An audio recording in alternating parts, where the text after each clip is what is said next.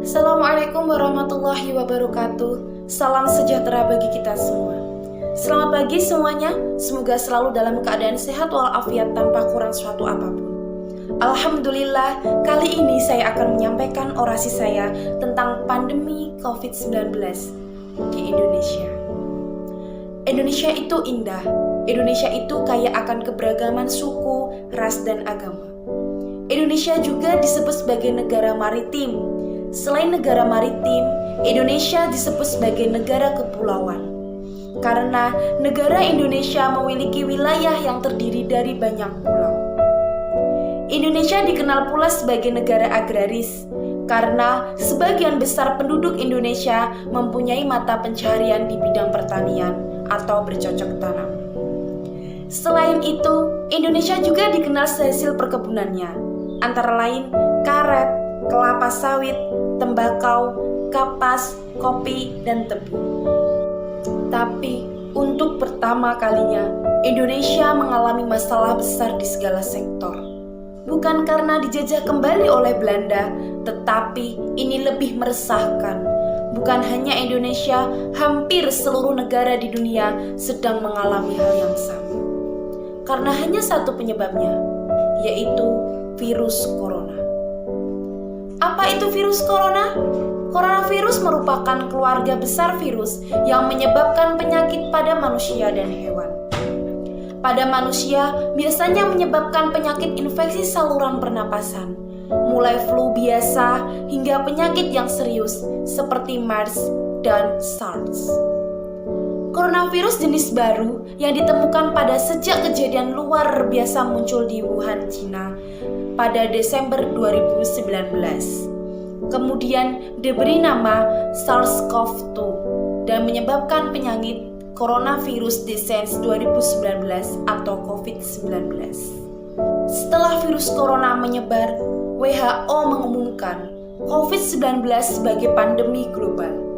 Indonesia pun melakukan lockdown di mana-mana, sampai akhirnya diumumkan wajib menggunakan masker, cuci tangan setiap saat, dan social distancing harus diterapkan untuk tetap di rumah saja, jauhi kerumunan. Teman-temanku semua, menurut para pakar kesehatan global, dengan meningkatkan status COVID-19 sebagai pandemi global, maka akan ada konsekuensi politik dan ekonomi. Lebih lanjut, hal ini mengguncang pasar global yang saat ini sedang rapuh dengan pembatasan perjalanan dan perdagangan yang lebih ketat. Semenjak itu semua diumumkan oleh pemerintah, banyak sektor yang mulai berhenti melakukan kegiatan. Seperti sektor perekonomian di Indonesia. Pada akhirnya, dampaknya banyak yang menganggur untuk saat ini karena pabrik dihentikan kegiatan. Dan untuk pabrik besar melakukan pengurangan tenaga kerja. Dengan niat agar virus tidak menyebar lebih cepat dan mudah untuk dikendalikan. Tapi pada kenyataannya tidak.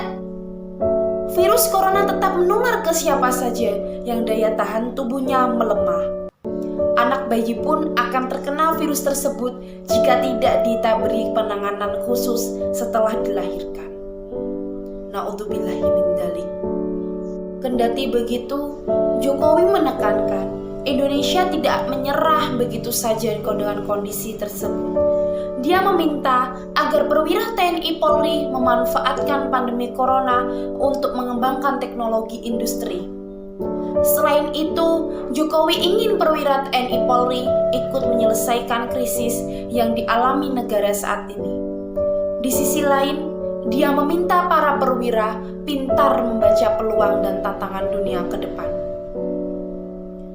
Dampak COVID-19 juga berpengaruh dalam sistem pendidikan kita.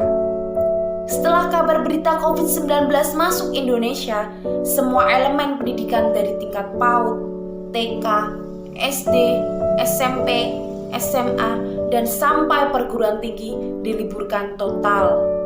Dan semua kegiatan dilakukan secara online. Awal perkiraan pembelajaran online hanya berjalan 2-3 bulan saja. Tapi pada kenyataannya, hampir akhir tahun 2020 masih dilaksanakan secara online. Apakah cara ini efektif? Pasti tidak, sangat tidak efektif.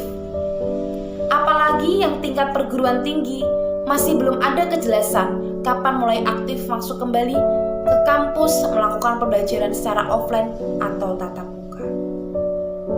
Sampai kapan hal ini akan terus terjadi, teman-teman? Sungguh ironis melihat keadaan dunia saat ini. Tidak ada yang mengira akan terjadi penyakit yang sebesar ini. Lantas, kapan COVID-19 akan berakhir? Wallahu a'lam bishawab. Tidak ada yang mengetahui. Walaupun seperti itu, ada sisi positif pula yang dapat kita ambil hikmah. Kita bisa selalu di rumah saja bersama keluarga menghabiskan waktu bersama yang jarang sekali kita lakukan saat kita sibuk dulu. Dan kita bisa selalu mendekatkan diri kepada Allah Subhanahu wa Ta'ala dan terus beribadah meminta yang terbaik atasnya. Maka dari itu teman-teman, tetap produktif di rumah saja. Walaupun banyak kegiatan yang dibatasi, tapi kita harus tetap melakukan hal-hal positif. Pesan saya, tetap ikuti protokol kesehatan, jangan lupa pakai masker, cuci tangan dan jaga jarak. Selalu berdoa semoga pandemi segera berakhir dan kita bisa selalu dalam keadaan sehat walafiat tanpa kurang suatu apapun. Nothing is impossible. Selalu berpikiran positif untuk imun kita yang selalu terjaga. Saya Nanda Anissa Dia, kurang lebihnya mohon maaf. Wassalamualaikum warahmatullahi wabarakatuh.